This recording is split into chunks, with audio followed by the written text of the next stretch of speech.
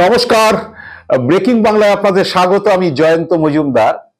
BJP বিরোধী দল যারা রয়েছে সেই দলে শাসিত কোনো রাজ্যে যখন বিধানসভা ভোট আসে, তো সেই ভোটের আগে সেটা যেই হোক, সে কংগ্রেস হোক কি ঝাড়খণ্ড মুক্তি মোর্চা হোক কি আপ হোক, সেখানে ইডি সিবিআই এর তল্লাশি ভোট ঠিক আসার আগে আগে যদি কোনো মামলা থাকে সেই মামলায় গ্রেপ্তার করা নেতা মন্ত্রী, এমনকি মুখ্যমন্ত্রী পর্যন্ত, দুই রাজ্যে দুই মুখ্যমন্ত্রী গ্রেপ্তারও হয়েছিলেন, দিল্লিতে এবং ঝাড়খণ্ডে। এটা হবে এবং বিজেপির হয়ে ইডি সিবিআই নেমে পড়বে, বা বিজেপি যদি বলা যায় ইডি সিবিআই কে নামাবে সেই ভোটের কয়েক মাস আগে থেকে। এইটা জানার বা বলার জন্য এখন আর বিশেষ রাজনৈতিক পাণ্ডিত্যের দরকার হয় না। এটা মানে খুব সহজ বিষয় হয়ে গিয়েছে যে অমুক রাজ্যে ভোট আসছে, ওখানে বিজেপি বিরোধী কোনো দল শাসন করছে, তো সেই ভোট আসলে সেখানে ইডি সিবিআই 6-8 মাস আগে থেকে নেমে পড়বে। বিভিন্ন নেতার বাড়িতে তল্লাশি হবে, কোনো কেস কানেকশনে কোন নেতা গ্রেপ্তার হতে পারে। এইগুলো এখন জলভাত হয়ে গিয়েছে। তো আমাদের রাজ্যই বা বাদ যাবে কেন? আমাদের এখানে যত ইডি সিবিআই অনেক মামলা রয়েছে, কয়লা পাচার মামলা রয়েছে, গরু পাচার মামলা রয়েছে, এডুকেশন স্ক্যাম রয়েছে, শিক্ষা দুর্নীতির মামলা রয়েছে, রেশন দুর্নীতির মামলা রয়েছে। তো এইসবের জন্য আমাদের রাজ্যেও ইডি সিবিআই কাজ করবে এবং সক্রিয় হবে। বিধানসভা ভোট আসছে, এটা খুবই স্বাভাবিক। তো বিজেপির বঙ্গ বিজেপির নেতারাও চান যে আসলে বিষয়টা হলো যে 22 সালে এডুকেশন স্ক্যাম, সেই স্ক্যামে হচ্ছে পার্থ চট্টোপাধ্যায় অ্যারেস্ট হয়েছেন, তৎকালীন শিক্ষামন্ত্রী। তারপরে মানিক ভট্টাচার্য বিধায়ক, প্রাথমিক নিয়োগ দুর্নীতি মামলা, তিনি অ্যারেস্ট হয়েছিলেন। জীবন কৃষ্ণ সাহা বড়োয়ার বিধায়ক, তিনি অ্যারেস্ট হয়েছিলেন। অনুব্রত মণ্ডল বীরভূম জেলা সভাপতি, তিনি গরু পাচার মামলায় অ্যারেস্ট হয়েছেন। তো 22 সালের গল্প চলে গেল। 23 সালের অক্টোবরে আবার হচ্ছে রেশন দুর্নীতি মামলায় জ্যোতিপ্রিয় মল্লিক অ্যারেস্ট হলেন, এবং জ্যোতিপ্রিয় শেষ আপনার যে ইয়েতে এবছর জানুয়ারিতে বেলও পেয়ে গিয়েছেন। তা প্রায় জ্যোতিপ্রিয় 23 অক্টোবর এবং তারপরে ধরে নিন হচ্ছে প্রায় 20 মাস এ রাজ্যের তৃণমূলের নেতা মন্ত্রী বিধায়ক এরকম যারা আছেন, সেরকম বড় গ্রেপ্তারি নেই। হ্যাঁ, এবং শেখ শাহজাহান হয়েছে গত বছর জানুয়ারি মাসে। শেখ শাহজাহান তো তা পার্থ চট্টোপাধ্যায় বা জ্যোতিপ্রিয় মল্লিকের স্ট্যাচারে পড়ে না। তো যাই হোক, এখন যে বিজেপি তো বসে থাকতে পারে না, কারণ ভোট আসছে 26 সালে। তো তার আগে তো 2-4টে কেস যেগুলো আছে সেগুলো দিয়ে কানেকশনে 2-4 জনকে যদি তল্লাশি বা 2-4 জনকে যদি জেলে পড়া না যায়, তাহলে এই যে ব্যাপারটা যেটা ঝিমিয়ে আসছে, মানে এই যে তৃণমূলের দুর্নীতি, সর্বক্ষেত্রে দুর্নীতি, এই দেখুন এই নেতা মন্ত্রী জড়িত, এই দেখুন জেলে ঢুকে গেছে, প্রমাণ পরে হবে, সে দেখা যাবে 5 বছর 7 বছর 10 বছর চলার পরে হচ্ছে সেই মামলার কোনো নিষ্পত্তি নেই। সেগুলো ইডি সিবিআই এর একদম স্টাইল। তো সেই ইডি সিবিআই স্টাইল আগে তো জেলে ঢুকিয়ে দিয়ে পারসেপশন তৈরি করে দেওয়া হোক যে দেখেছেন আর কত মন্ত্রী, একই তো এত মন্ত্রী এমএলএ গ্রেপ্তার হয়েছে, আবার দেখুন এক ঝাঁক মন্ত্রী এমএলএ গ্রেপ্তার হচ্ছে। তো এইটা ছকটা মোটামুটি ভাবে, যেটা বিজেপি সূত্রে আমি জানতে পেরেছি, এরকম একটা তৈরি হয়েছে। 3 জন আছে এবারের টার্গেটে, আমি যেটুকু খবর পেয়েছি বিজেপি সূত্রে। তো বিভিন্ন কানেকশনে হচ্ছে এই 3 জনকে আগামী কয়েক মাসের মধ্যে তাদেরকে ডাকখোঁজ, তল্লাশি এইসব এবং গ্রেপ্তার টেক্তারও করা হতে পারে। তো তাদের মধ্যে প্রথম করানাড়া হয়ে গেছে। প্রথম যার করানাড়া পড়েছে সেটা হচ্ছে মন্ত্রী চন্দ্রনাথ সিনহা। আপনারা জানেন যে বোলপুরের বিধায়ক, তাতে এখন কারামন্ত্রী, এবং আরেকটি দপ্তরে মন্ত্রী রয়েছেন ক্ষুদ্র ছোট মাঝারি বস্ত্র বিভাগের। তো চন্দ্রনাথ সিনহাকে গত শুক্রবার দিন ইডি রেখেছিল সিজিও কমপ্লেক্সে। অভিযোগ হচ্ছে যে প্রাথমিক নিয়োগ দুর্নীতিতে তিনি নাকি জড়িত। তো এর আগে চন্দ্রনাথ সিনহা বাড়িতে তল্লাশি হয়েছে, আপনারা জানেন, তাকে তলব করা হয়েছিল। তো আবার ফের হচ্ছে, ভোট এসে গেছে, 8 মাস প্রায়, বেশি দিন বাকি নেই। চন্দ্রনাথ সিনহাকে তলব হয়েছে, তা তিনি আইনজীবী মারফত সময় পেয়েছিলেন। তো তাকে আবার আগামীকাল বৃহস্পতিবার দিন সিজিও কমপ্লেক্সে আসতে বলা হয়েছে, এবং তার ঘনিষ্ঠ যারা হচ্ছে আছেন আত্মীয় স্বজন, সবার সম্পত্তির হিসাব, সিনহার সম্পত্তির কাগজপত্র সমস্ত নিয়ে গিয়ে হাজিরা দিতে বলা হয়েছে। উনি যাবেন কিনা জানি না, হয়তো যেতেও পারেন, কারণ গত শুক্রবার যাননি। সামনে জেলায় মুখ্যমন্ত্রী সফর ছিল, তিনি জেলার মন্ত্রী ব্যস্ত ছিলেন। তো এখন চন্দ্রনাথ সিনহার বিরুদ্ধে অভিযোগ হচ্ছে যে প্রাথমিক নিয়োগ দুর্নীতিতে তিনি যুক্ত। তার সুপারিশে নাকি হচ্ছে অনেকে চাকরি হয়েছিল, যেই মামলাতে মানিক ভট্টাচার্যরা গ্রেপ্তার হয়েছেন। তো এবং অভিযোগ যে সুপারিশের নামে আসলে টাকা নেওয়া হয়েছিল, টাকা নিয়ে হচ্ছে চাকরি বিক্রি হয়েছে, এটাই হচ্ছে মন্ত্রীর বিরুদ্ধে অভিযোগ। তো এখন ডাকা হয়েছে, চন্দ্রনাথ সিনহা স্ক্যানারে আছেন। তো আমি যেটুকু শুনেছি যে এই যে তিনজন, আমি আসছি পরে আরো কে কে আছেন, এই যে যাদের এই ডাকখোঁজ হবে বা যাদেরকে জেরে পড়ার একটা ব্লুপ্রিন্ট তৈরি হয়েছে বলে শুনেছি।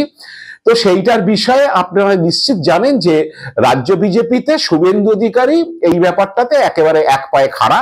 যে কোনো মামলাতে যেগুলো আছে, কয়লা পাচার, গরু পাচার, এডুকেশন স্ক্যাম, রেশন দুর্নীতি যা আছে, যেসব মামলা ইডি সিবিআই করছে এখন বর্তমানে তাদের হাতে রয়েছে, সেই সব মামলা তৃণমূলের যে কোনো বিধায়ক, মন্ত্রী, জেলার নেতা, তাদেরকে গ্রেপ্তারের ব্যাপারে শুভেন্দুর মানে একেবারে সায় রয়েছে। তিনি এক পায়ে খাড়া যে ধরে ভরে দেওয়া হোক, তারপরে শুভেন্দু বাজার গরম করবেন মিডিয়ার সামনে, চোর চোর চোর, আর এবং এর সঙ্গে বলবেন যে এরপরেই চোরদের রানী ঢুকবেন, তার ভাইপো ঢুকবেন, এই সব তিনি বলবেন, এবং এটা ভোট পর্যন্ত এই ক্যাসেট বাজবে, এই সিডি বাজবে। তো শুভেন্দু এক পায়ে খাড়া। কিন্তু সুকান্ত মজুমদারের একটু আপত্তি, কারণ তিনি গত লোকসভা ভোটের পরে হুগলিতে একটি কর্মী সভায় বলেই দিয়েছিলেন যে এই ইডি সিবিআই দিয়ে অ্যারেস্ট করিয়ে কি হয়, ইডি সিবিআই অ্যারেস্ট করে কি লাভ হচ্ছে কোনো। কারণ সুকান্ত আবার এই অ্যারেস্টের আবার বিরোধী বলেই শুনেছি, দলে নাকি তিনি চান না যে ইডি সিবিআই দিয়ে অ্যারেস্ট করে কিছু হয় না। কারণ তার বক্তব্য যে রাজনৈতিকভাবে, সাংগঠনিকভাবে দলকে শক্তিশালী করতে হবে, তবে হচ্ছে দল ভালো ফল করবে। বাকি জায়গাটা তৈরি আছে, প্রস্তুত আছে, কিন্তু সাংগঠনিক দুর্বলতার জন্য ফল ভালো হচ্ছে না। এবং তিনি সেই হুগলিতে সেই কর্মী সভাতে তিনি উপমাও দিয়েছিলেন যে অনুব্রত মণ্ডলকে তো গ্রেপ্তার করা হলো, অনুব্রত মণ্ডল ছাড়া তো লোকসভা ভোট হলো, লোকসভা তো তৃণমূল 2টি আসনে 19 সালের থেকেও বেশি মার্জিনে জিতে গিয়েছে। তো সুকান্ত এই ব্যাপারে একটু আপত্তি আছে, মানে তিনি মানসিকভাবে এটাকে সমর্থন করেন না।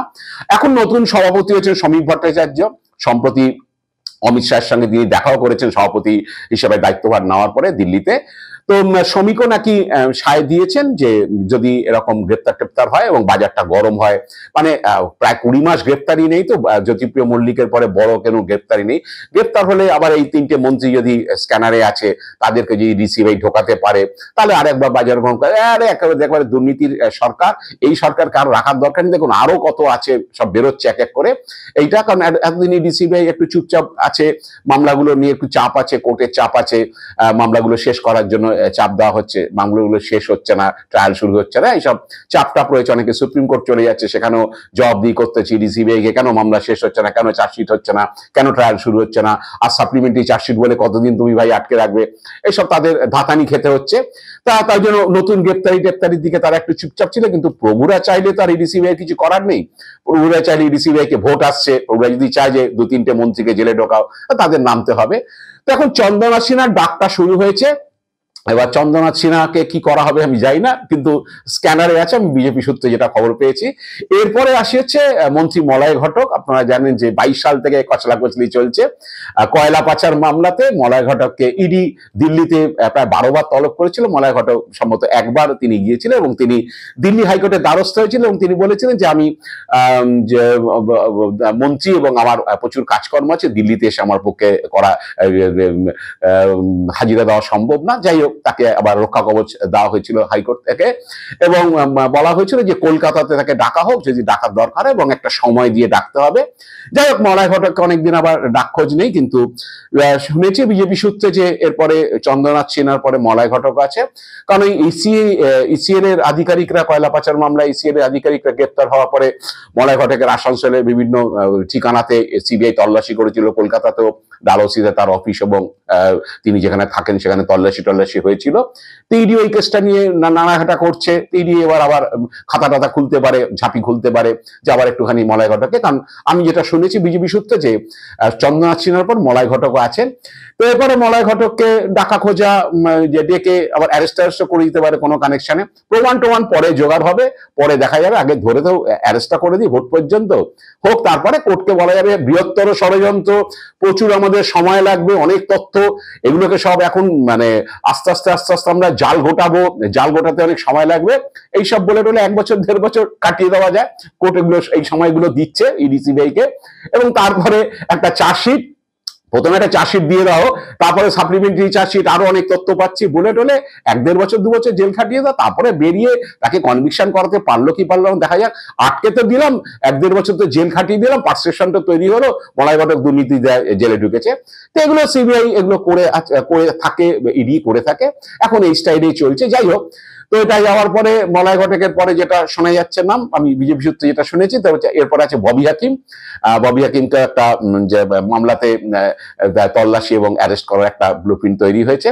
সেটা হচ্ছে যে 22 সালে কলকাতা বন্দর, new town, park street, Ekbalpur সব এলাকায় গেমিং অ্যাপ, মানে অনলাইন যে গেমিং অ্যাপ, তার মাধ্যমে প্রতারণা একটা চক্র ধরা পড়েছিল, 10 জন গ্রেপ্তার হয়েছিল। সেই মামলাতে ইডি পুলিশ করেছিল, এখানকার পুলিশ করেছিল, কিন্তু পরে যেহেতু প্রচুর টাকার লেনদেন হয়েছে বলে জানা যাওয়ায়, কারণ ওই অনলাইনে গেমিং হতো, সেখানে তাদেরকে বেটিং হতো, এইসবে তাদের প্রতারণা করা হয়েছে, বিভিন্ন লোককে কোটি কোটি টাকা কামানো হয়েছে।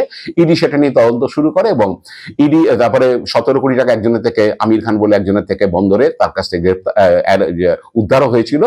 তো ইডি সেটা নিয়ে তদন্ত শুরু করে, সেই মামলাটাতে ইডি তদন্ত করেছে বা ইডি প্যারালালি হচ্ছে ইনভেস্টিগেশন করেছে। তো সে মামলা যখন তখন ইডি সেটাতে কাউকে ডাকতে পারে কোনো কানেকশন পেলে, আর কানেকশন পাওয়া যায় পুরনো মামলায় মাঝে মধ্যে হচ্ছে ইডিরা কানেকশন খুঁজে টুজে বার করেন।